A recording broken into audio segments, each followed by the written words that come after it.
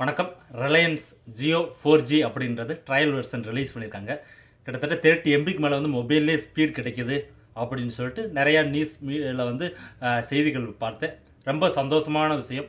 இந்தியாவில் வந்து ஒரு 30 MB ஸ்பீடு வந்து மொபைலில் கிடைக்கிதுன்னா மிகவும் வரவேற்கத்தக்க ஒரு இது. அது 4Gயில் இது பார்த்தீங்கன்னா இப்போ ஒரு விசித்திரமான ஒரு இது சொல்லிடுவாங்க. 3 months ஃப்ரீயாக வந்து இன்டர்நெட் எல்லாம் யூஸ் பண்ணிக்கலாம் அப்படின்னு. இதுக்கு கூட்டங்கள் வந்து பயங்கரமாக அலைமோதுது. எல்லா நியூஸ் சேனல் வந்து இதை ஒரு ஆப்பிள் பார்த்தீங்கன்னா எந்த ப்ராடக்ட் லான்ச் பண்ணாலும் நாளே போய் மக்கள்லாம் வந்து லைன் கட்டி உட்காந்து வாங்குவாங்கன்னு. அந்தளவுக்கு வந்து அந்த ஆப்பிளோட ப்ராடக்ட் மேலே ஒரு வெறி இருக்கும். அந்த கூட்டத்தையும் இந்த ரிலையன்ஸுக்காண்டி போய் மக்கள் வெயிட் பண்ணி லைனில் நின்று வாங்குகிற கூட்டத்தையும் வந்து கம்பேர் பண்ணி நிறையா நியூஸ் சேனல் வந்து போட்டிருந்தாங்க.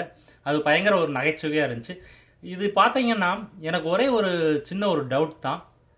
ஒரு 6 மாதத்துக்கு முன்னாடி தமிழ்நாடு எலெக்ஷன் அப்போ யாருமே ஃப்ரீயாக கவர்மெண்ட்லேருந்து வந்து ஃப்ரீயாக வந்து எதுவுமே கொடுக்கக்கூடாது அப்படின்னு சொல்லிட்டு பயங்கரமாக போராடினானுங்க. அந்த போராளிகளில் வந்து முக்கால்வாசி பேர் இந்த ரிலையன்ஸோட ஃப்ரீ சிம் கார்டு வாங்குறதுக்காக வேண்டி லைனில் நிற்கிறது பார்க்க முடிஞ்சிச்சு.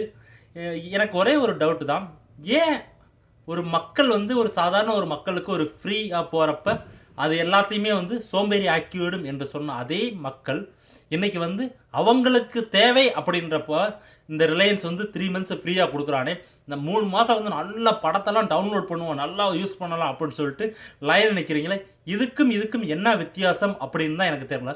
ஒரு சாதாரண அடிப்படையான மக்களுக்கு தேவையான ஒரு ஃப்ரீயை கொடுத்தா அது மக்களை சோம்பேறி ஆக்கிறது. உங்களுக்கு ஒரு ஃப்ரீயாக கிடைக்கிறப்ப அது வந்து கொடுக்குற டெக்னாலஜி யூஸ் பண்ணி பார்க்குறேன் அப்படின்றீங்க. இது ஒரு கொஞ்சம் விதண்டவாதமாக எனக்கு தெரியுது. அதுதான் இந்த வீடியோ எடுத்ததுக்கான நோக்கம். சாதாரண மக்களுக்கு வந்தால் அது வந்து தக்காளி சட்னி, தனக்கு வந்து அது வந்து ரத்தம் அப்படின்ற ஒரு எண்ணங்கள் வந்து தமிழ்நாட்டில் வந்து பயங்கரமாக கொடிகட்டி பறந்துக்கிட்டு இருக்கு. அது இந்தியா முதல் கொண்டு. ரிலையன்ஸ் வந்து எப்படி இந்த ஒரு 3 மாதம் 45 நாளுக்கு மேலே வந்து ஃப்ரீயாக வந்து கொடுக்குறோம், ஃப்ரீ இன்டர்நெட்டு அப்படின்றத வந்து நம்ம கொஞ்ச நாச்சும் யோசனை பண்ணி பார்க்கணும். ஒருத்தர் வந்து எதையுமே நம்மகிட்ட வந்து ஃப்ரீயாக வந்து கொண்டு வந்து அரசாங்கத்தை தவிர மற்ற யாரும் ஃப்ரீயாக கொடுத்தாலும் அதில் வந்து ஒரு பிஸ்னஸ் பெனிஃபிட் இருக்கும். இப்போ கொண்டு வந்திருக்கிறது எனக்கு தனிப்பட்ட ஒரு கருத்து என்னென்னா, மற்ற வோடஃபோனாக இருந்தாலும் ஏர்டெல்லாக இருந்தாலும் அவனுக்கு எல்லாத்தையுமே வந்துட்டு ஓரங்கட்டி விட்டு ஒரு ஒரு ஆண்டுகளில் ரிலையன்ஸ் மட்டும்தான் எல்லாருமே யூஸ் பண்ணக்கூடிய ஒரு நிலைமைக்கு கொண்டு வந்துருமோ அப்படின்னு ஒரு டவுட் இருக்குது. ஒரு காலகட்டத்தில் பெப்சியும் கோக்கும் தமிழ்நாட்டுக்குள்ளேயும் இந்தியாவுக்குள்ளேயும் வர்றப்ப இப்படி தான் ₹1 ₹2 ₹3 வந்துட்டு பெப்சியும் கோக்கையும் வந்து நம்ம வாங்கி குடிச்சுக்கிட்டு இருந்தோம். காளிமார்க்கு அப்படின்னு சொல்லிட்டு நம்மளோட ஓன் பிராண்ட் எல்லாத்தையுமே வந்துட்டு புறம் தள்ளிட்டோம். இன்றைக்கி பெப்சியும் கோக்கும் தவிர நமக்கு வேறு எந்த பிராண்டுமே தெரியாத ஒரு சூழ்நிலைக்கு வந்து நம்மளை ஆளாக்கிட்டு அவங்க வைக்கிறது தான் ப்ரைஸு எல்லாமே வந்துட்டு அவங்க வைக்கிறது தான் அப்படின்ற ஒரு சூழ்நிலைக்கு வந்து நம்ம தள்ளப்பட்டோம்.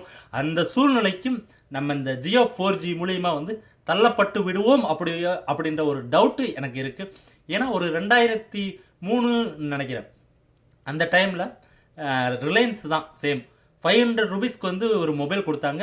1 month ஃப்ரீயாக யூஸ் பண்ணிக்கலாம் அப்படின்னு சொல்லிட்டு ஒரு white colour mobile blue screen வச்சுட்டு ஊருப்பட்ட பேர் வந்து அதை வாங்கினாங்க. வாங்கி வந்து ஒரு மாதம் நைட்டு பகல் முதற்கொண்டு எல்லாம் பேசினானுங்க. பேசிட்டு வந்துட்டு நிறையா பேர் பில்லு பே பண்ணாமல் அந்த மொபைல் அப்படியே தூக்கி போட்டானுங்க.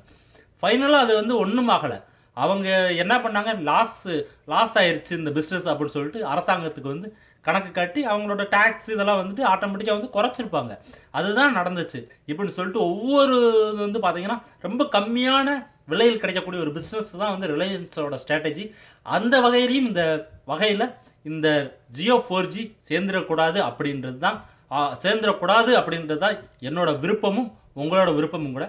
கண்டிப்பாக அது சேர்ந்துடாது அப்படின்னு நினைக்கிறேன். அதே போல் இப்படி மக்களுக்கு வந்து சின்ன சின்ன இலவசங்களை போய் சேர்றதை வந்து கேட்கக்கூடிய நீங்கள் இந்த மாதிரி வந்து வர்ற இலவசத்தையும் வந்து பயன்படுத்தக்கூடாது அப்படின்றது வந்து என்னோட தனிப்பட்ட கருத்து.